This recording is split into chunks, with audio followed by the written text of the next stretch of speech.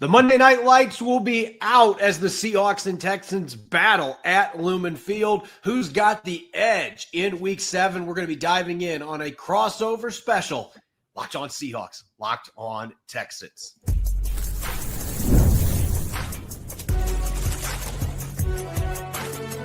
You are Locked On NFL Crossover, part of the Locked On Podcast Network. Your team every day.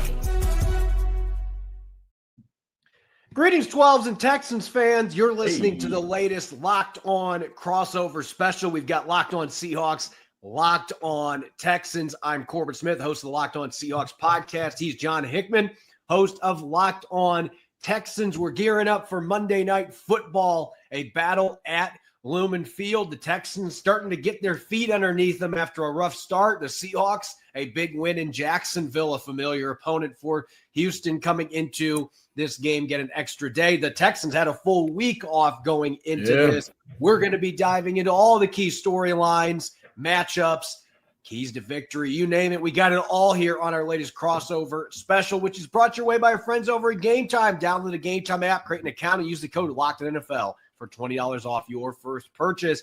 John, you know, it's interesting. The Texans coming into the season have been a playoff team the last few years. Yeah, man. I'm in with C.J. Stroud under center. High expectations for the Texans. Then they go out and lose their first 3 games, and everybody's thinking the world's falling. But the last 2 weeks before this bye that they just had started to really get the offense going, put up a 40-burger against the Ravens. Although it felt like the Ravens have been giving up 40 points to everybody. Everybody got a 40-burger. Mike McDonald is now not there, and maybe that's a big part of it. But it seems like the Texans have been able to weather that early storm, and they got momentum going into that bye. Now the big question's got to be: will they still have that momentum? Carry over? Yeah, can it carry over? Corbin, before I start, I want to apologize to Seahawks fans. On a show that I did early in the week, I was talking fast, and I accidentally referred to Mike McDonald's as Mike McDaniels. In Seattle, y'all love y'all coach, and I'm sure you don't want Mike McDaniel, so I apologize. I got a little tongue twisted, talking fast. You guys absolutely have the better coach. But, yeah, for Houston, coming into this Monday night game, and it's going to be a late one. My goodness, I'm going to have to take a C4 to stay up. But it's all about, taking what they did the last 2 games and carrying it over to a very, very, very, very good Seattle Seahawks team. A lot of Texas fans don't want to necessarily recognize it, but if we keep it real, this Seahawks team from top to bottom is a pretty good team. Now, they're dealing with some injuries. I know we're going to get into that, but I think for the Houston Texans, getting the ball out quickly for C.J. Stroud, that's going to be important. But ultimately, the storyline of defensively, can you do what you've been doing all year, and that's holding teams to 12 points. Obviously, I don't think that they're going to hold Seattle to 12 points, but just limiting what they do, explosive plays and points altogether. So the storyline for Houston is bouncing back. Can you do what you did? Can you repeat that against a very good Seattle Seahawks team? And I look at it from a Seahawks perspective. Like they, coming off their long break they had after a Thursday night game against the Cardinals, had that mini bye, and they go out and they lose to Tampa by 3 in a track meet at Lumen Field. Then they come back this past week and they go to Jacksonville. And if the Seahawks were at full strength, I think they shut Jacksonville out, because really the Jags scored points because of mistakes by the Seahawks defense, not the other way around. It was coverage busts and dealing with injuries. And as you said, that's really still the biggest storyline for this football team. Are you going to have Devin Witherspoon back this week? He's missed 4 of the first 6 games. Are you going to have Julian Love? He's missed 3 of the last 4 with a hamstring injury. Are you going to have Reek Woolen back? He's probably the one I'm most optimistic because he's coming back from a concussion, and he almost made it back for this last week's game in Jacksonville. But you're talking 3 Pro Bowl caliber secondary players that were all out in Jacksonville, and they still held the Jags to 12 points in that contest. And they're hoping they can get back closer to full strength with that secondary. And if they are able to, the way that defensive line has played in every game except the Tampa game, I don't know what happened to that game. Credit to Tampa Bay scheming. The defensive line just completely disappeared that game. But the entire rest of the season, Big Cat, Leonard Williams and company, they have been getting after it. Can you find a way? That is, to me, the other storyline in this game. Can you find a way to make Houston's offensive line look the way it did the first 3 weeks? Because they were much better in this 2-game winning streak. But can your defensive line have them go back and regress a little bit in this contest, going against some rookies, some veterans you're familiar with, like Laken Tomlinson, who started for the Seahawks last year? Can your defensive line set the tone, particularly at home, which used to be an easy thing to do? But man, they won 3 games at home last year. They're 1-2 at home this year. Like it still feels like the twilight zone with this team at home, and they're 10-1 on the road with Mike Macdonald as their coach. Like, I don't know what they need to do. They got to find some way to make this feel like a road game. Hell, put a Texans logo at midfield. Do something to make it feel like they're not playing at home. Don't do that, because if you do that, carry over to this game. My apologies. If you do that, if you put a Texan logo in the middle of the field, then maybe the Seahawks, the Lumen Field won't get filled up with fans. The NRG has a problem with getting fans in on time and packing out the stadium. I do want to add, no Laken Tomlinson, Juice Scruggs has taken over at left guard. But you talked about the D tackle unit, man, and you got a guy who I've been covering since college. And I'm not going to say covering professionally, but a huge fan of Byron Murphy, UT guy.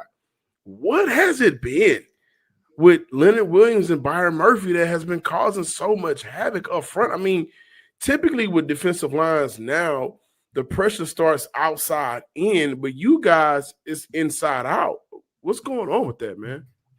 Well, you talk to any defensive coach, outside guys feed off inside, inside feeds off outside. There is a symbiotic relationship there. But Seattle has been able, when they've really been clicking this year, it has been all about the ability of those guys in the interior to get penetration and just completely blow up plays before they can even get started. And Big Cat's been doing that ever since they traded for him a couple years ago. He should have been an All-Pro last year. I still don't understand how he was not at least a second-team All-Pro. Probably should have been a first-team All-Pro with the numbers he put up. He is not on pace for quite the same stat line this year, but part of that's been because Byron Murphy, who had half a sack as a rookie, he's got 4.5 already. So Murph is starting to steal some of those opportunities, and some of those sacks are coming off of dual pressures those guys are having in the stunt games they're running with DeMarcus Lawrence on the outside, a fantastic free agent addition for them. So they got dudes all up and down that line. The pass rush has been inconsistent from their edge rush this year. Boy, Mafe still doesn't have a sack. Derek Hall's out right now. We'll see if he can make it back for this Monday night game, but he doesn't have a sack, and yet their pass rush, they've been one of the absolute best with their 4-man rush, in large part because of those monsters in the middle. Jaron Reed, I'd be remiss not to mention him as well. Those guys have all caused problems. And so I think from Seattle's perspective, like, can you get the crowd noise can you get those guys to play to it? Because that has been the weird thing that they haven't been able to do consistently at home the last couple of seasons. Really? And if there's a night to get it going, it's Monday Night Football under the lights, and you're playing against a team in Houston that's got some playoff pedigree. Like, that's the night to get after it and really try to take advantage of an O-line that has been better the last few games, but has also had some really tough performances this year for Houston. Yeah. They've gotten better. And credit to Jake Andrews. Came over from New England, only had 1 star, but in the first 5 games, I mean, Houston invested into the offensive line by switching coaching, and that's paid off. I think Andrews has done a great job. He does a very good job with that leverage up front with some of those monster D tackles, and I think he's a better combo blocker than what Houston has had in the past. But I think this is one of those matchups where it's going to really be all hands on deck. The offensive line for Houston has been average according to a few advanced stats. Also, I think according to the eye test as well, but you guys do a very good job of getting after the quarterback from that extremely high stunt rate. I think it's 4th in the NFL as of right now, only sending the 4 men. So it's not like Houston is going to face a lot of 5 or 6 man blitzes. You guys are traditionally getting after the quarterback. So 5 on 4. And I'm sure that, for Houston, they'll do a good job of making sure that the running back stays in when needed to get that pressure, to help with that pressure up the middle, which is where for Houston this year, that's where we've seen some of the issues going back to last year as well. So this is one of those games where the D-line, I think, for both units could be potential game changers. And for a Seattle team that only has allowed 1 sack on third down, I am curious to see how Houston utilizes first and second down to get Sam Darnold and that offense behind the sticks to create more pressure on them to convert on third down, which you guys do at a high rate. Yeah, we're going to deep dive into that matchup coming next, because that is probably my most concerning one going into this one. Be afraid. Be very afraid. We're going to be breaking all of those key matchups down when we come back here on our crossover edition, Locked On Seahawks and Locked On Texans.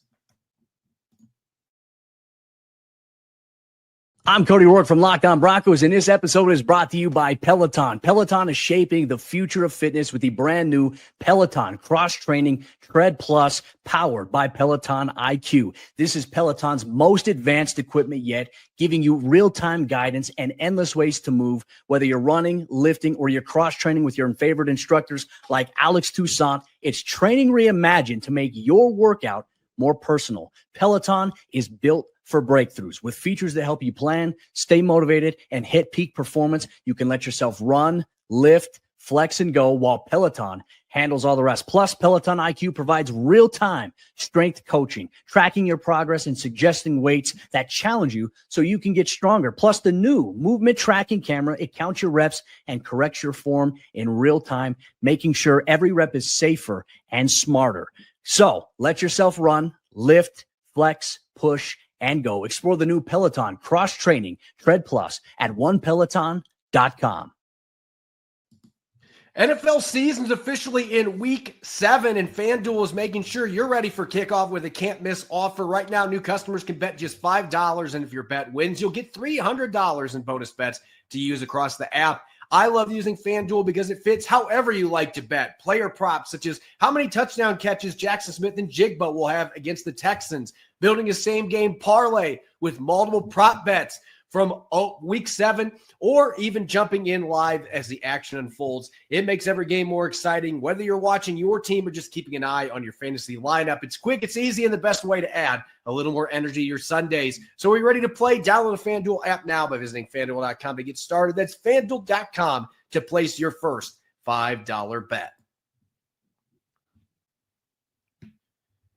Welcome back to Crossover Thursday, Locked On Seahawks, Locked On Texans. He's John Hickman from Locked On Texans. I'm Corbin Smith, Locked On Seahawks. A special thanks to all the 12s and Texans fans out there for making both of our podcasts your first listen 5 days a week. We've got a big Monday nighter coming up at Lumen Field, Seattle and Houston. And John, we've already started to sprinkle a little bit of matchup talk into this game, but I want to continue kind of piggyback off of what you were discussing at the end of the last segment, and what to me is the nightmare matchup for the Seattle Seahawks. And that's going against the edge rushers for the Houston Texans. And Charles Cross and Abraham Lucas have both had pretty darn good seasons. I think Charles Cross is playing at a Pro Bowl level, maybe even borderline All-Pro. He's been really good in pass pro. He's done a lot of nice things in this run game that's been a great fit for his athleticism. Abe Lucas has had a solid year. He's made some mistakes. There's been some bumps in the road, but he's healthy. Both those guys have had pretty good years, but this may be the toughest matchup that they have had in terms of multiple edge rushers that they've got to deal with when you're talking about Will Anderson, Danielle Hunter. This is a game that absolutely scares me from that perspective. And at the same time, it's the type of litmus test that if Charles Cross and Abraham Lucas step up to the plate and play well, you feel like this offensive line truly has turned the corner, and that this could be an offensive line that is playoff caliber, something they have not had for the last several years in the Pacific Northwest. Yeah, and I'm going to piggyback off that by saying this is one of those games where Monday Night Football, prime time, under the lights, 12-man stadium, Lumen Field, the storyline is there, and I need both Danielle Hunter and Will Anderson to show up. And I need them to show up at the same time. We love pressure rates now in the NFL. We love those advanced numbers, but they got to get after the quarterback. That's number one. But for two, and this is where I'm going to let Seahawks fans in on a little secret, that ain't all they good at. And specifically Will Anderson. Will Anderson will shut down the run from an edge position. I mean, rarely do you see a guy play with that much edge discipline while still being able to get after the quarterback, not allowing running backs to kind of run free, undisciplinedness, which that can cause big plays out on the edge. Will Anderson knows how to do it and get after a quarterback, but he also knows how to limit big runs from the running back perspective. And so I need that. And I'm going to say this because I want to ask you about this as well. So Greg Bell, Seattle Seahawks beat reporter, tweeted earlier in the week that you guys were kind of managing Kenneth Walker because of maybe a foot issue, right? Limited to his snaps and percentages out on the field. Yeah. If Houston sees more of Zach Charbonnet, then y'all should be very afraid of that edge rushing duo because they're going to force everything back inside. And Houston's D tackles, they don't get a lot of credit, rightfully so. Like, they're not big names. They're not household names. They're not stars. But those guys play some phenomenal football because they are always where they need to be. And Daniil and Will does a very good job of flushing that action back on the inside for the D tackles and the linebackers to feast on the action that they're creating for them. And that actually, look, that kind of makes this a game that I'm not necessarily sure what I'm going to see because I've been arguing in Seattle, like Zach Charbonnet, they've been running a lot of sweeps and pitches with him, and that is not his game. Like he is a thumper. He is a between the tackles, lower the shoulder, physical, get downhill style runner. So maybe that would force, Seattle into what he's good at rather than trying to throw the ball outside to him a bunch of times, especially going to the short field. But really, Ken Walker III, they have been doing this maintenance thing with his foot since the offseason program. And Mike McDonald's basically hinted like, hey, we're doing what we got to do. So I don't know if we're going to see them gradually uptick his workload or if what we've been seeing where he gets that 10 to 12 carries, maybe a little bit more than that per game. That's what their recipe has been for him. So I know a lot of Seahawks fans have been saying get in the ball more, but clearly the Seahawks are not going to be giving in to that temptation. They haven't done it the last few games. But his speed to the outside, if Houston's going to be that aggressive trying to funnel things back in, he is one of the few backs in the league that has the athletic juice and the rocket booster to still be able to get outside and make those things happen. So I'm really curious to see what the run game looks like in this one and how Houston is going to play it, just because the Seahawks have been kind of unpredictable with what their run games looked like. They've had a couple games, they've really ran the football well. Then they've had games like this past weekend in Jacksonville where they had 8 plays of 0 or less yards in the run game, and they've had a lot of negatives. So you just don't know what you are going to get from this Seahawks squad. Yeah. As far as Houston's offense is concerned, I am really looking at the receivers against the corners because we don't know if Devin Witherspoon's going to be back this week. Reek Woolen is still dealing with concussion protocol. If I had to guess now, he's going to play. But they've got injuries in the secondary. Houston has refurbished that receiving core, Nico Collins being the number one guy, but they've added pieces around him. Christian Kirk's had a couple big games. That is a matchup that it feels like it could have the swing on who is going to win this one, especially if Seattle's somewhat shorthanded. Absolutely. Corbin, I look at Seattle and I try to find the weakness on every team Houston has to play. I mean, I love y'all offense. I love what y'all doing offensively. I really do. But I'm like, how can Houston pull it off? Nico Collins has to be great because the one thing that we saw in the Baltimore game before Houston went into that bye week, Christian Kirk looks like he was starting to get more comfortable. He missed the first couple of games of the year, slowly had to ramp himself up. And so with a banged-up secondary, right, you got guys out there that wouldn't typically be out there for the number of plays that they may have to play coming up. If Nico Collins is the guy that we know he is, like a top 7 receiver in the NFL, making plays underneath, across the field, down the field, then I think that you guys may have to focus a little bit more on him, and that should allow for a Dalton Schultz, who has been amazing for Houston on first and third downs, to get those opportunities underneath. But more so Christian Kirk, for him to continue to kind of get himself back into the swing of thing so he can have an impact on the game. If Nico is that guy, let me not say if Nico is that guy, because he is that guy. But if he has one of those performances where through 3 quarters he's looking at 85 to 90 yards, and he's just catching everything coming his way, then I wonder how that's feeding off everybody else. And can Seattle kind of keep up with that if Christian Kirk is going, even if the rookies are getting involved into the passing game seldomly, but making bigger plays down the field. So that's a scary matchup as well. Again, I kind of look at the matchup that you guys can kind of win up front with the deep tackles. That goes to Seattle, but the DBs versus Houston's offense, I think that favors Houston a little bit more. And so who's going to cancel out who, and how can each of those battles kind of feed off one another for success? Now we're going to transition up next from the matchups into the keys to victory. What about these teams got to accomplish to win at Lumen Field on Monday Night Football? We'll dive into that up next here on our crossover edition of Locked On Seahawks and Locked On Texans. The NFL season's officially underway, and honestly, there's nothing better than being in the stadium surrounded by fans cheering on your team. But let's be honest, getting tickets, it can be an absolute hassle, whether it's login screens, prices jumping at checkout. It can be incredibly frustrating, and that's why I use Game Time, the app that gives the advantage back to fans like me. Game Time is fast, easy, and backed by the Game Time guarantee. You'll always get 100% authentic tickets delivered on time and at the best price. Plus, all fees are included, so the price you see is the price you pay. When I pull up on Game Time, just a couple taps, I can get amazing deals. I'm talking about your favorite NFL games as low as $100. The app made it super simple. I can even get the exact view for my seat before I buy. And with their zone deals, you can pick the section, Game Time picks the seats, and you save big. It's faster, cheaper, and less stressful than any other way I've ever bought sports tickets. Download the Game Time app, create an account, and use the code LOCKEDONNFL for $20 off your first purchase. Terms apply. Again, that's the promo code LOCKEDONFL for $20 off. Swipe, tap, ticket, go download Game Time today.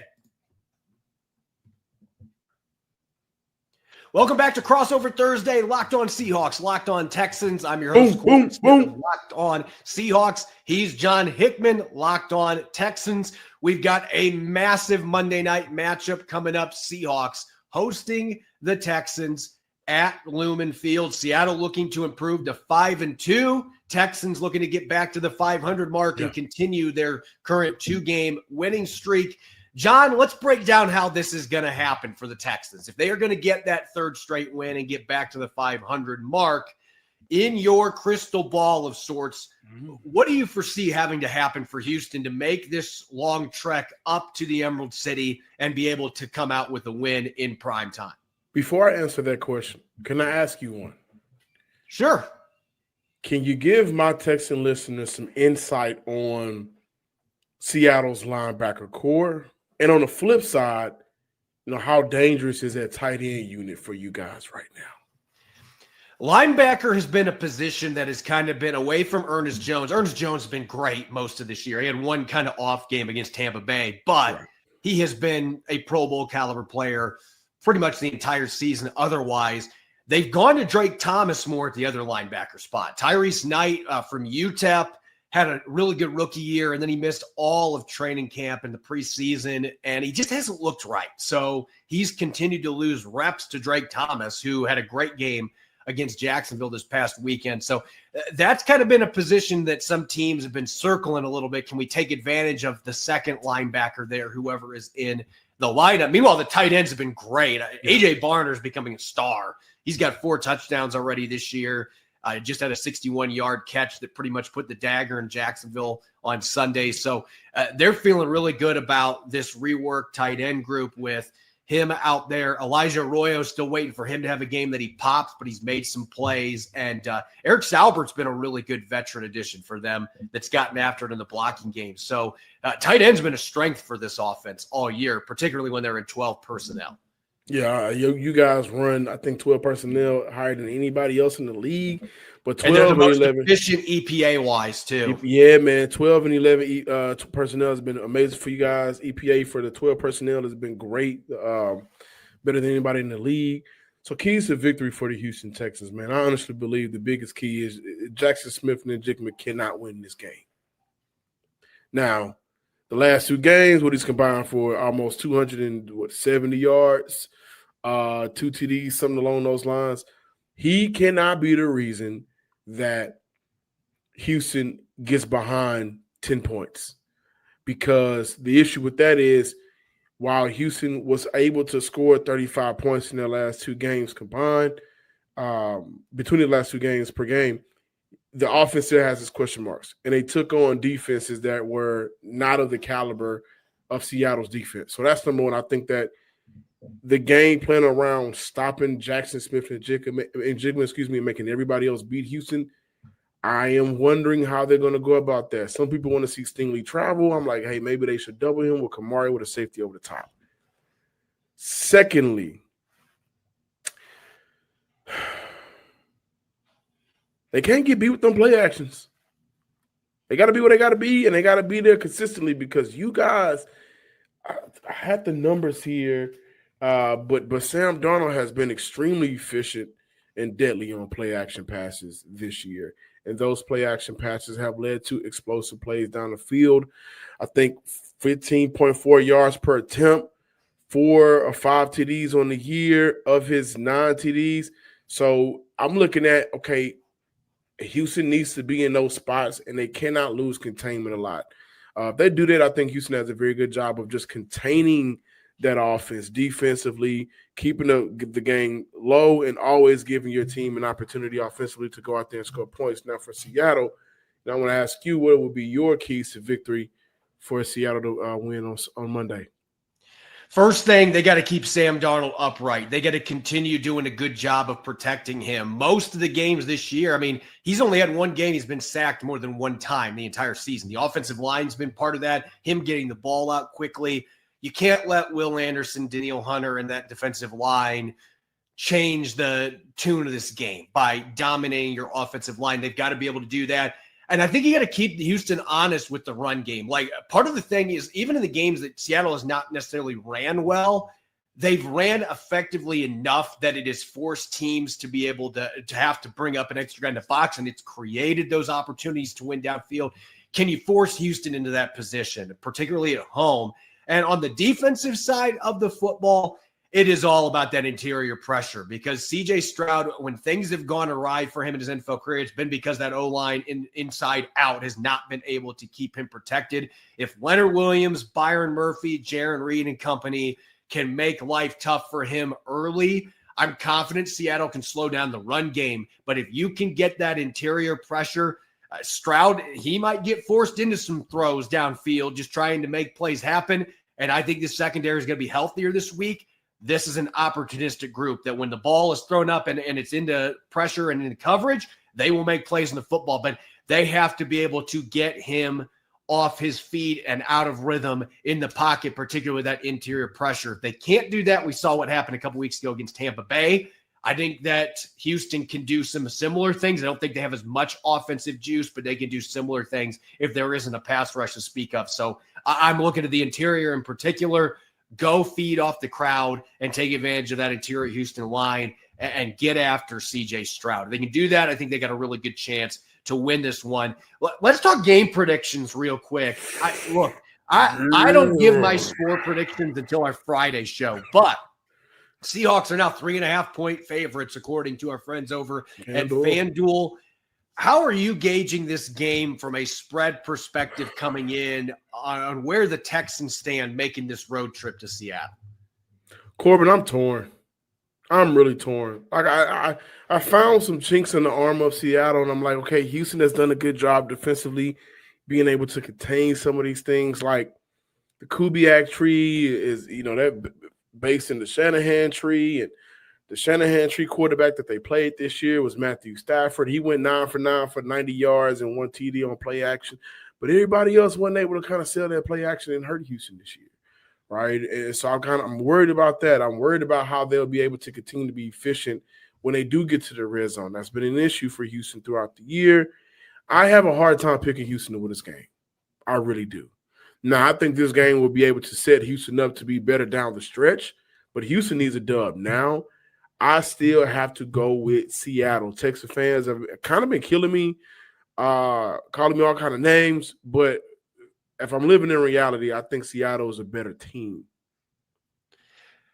For me, I like the word torn because I kind of feel like I did last week with the Jags game going to Jacksonville. Like I was having it felt like a toss-up to me because until I see this Seahawks team consistently play well at home, I have a really hard time jumping into that pool. Like, you know what? I have confidence they're going to win this game.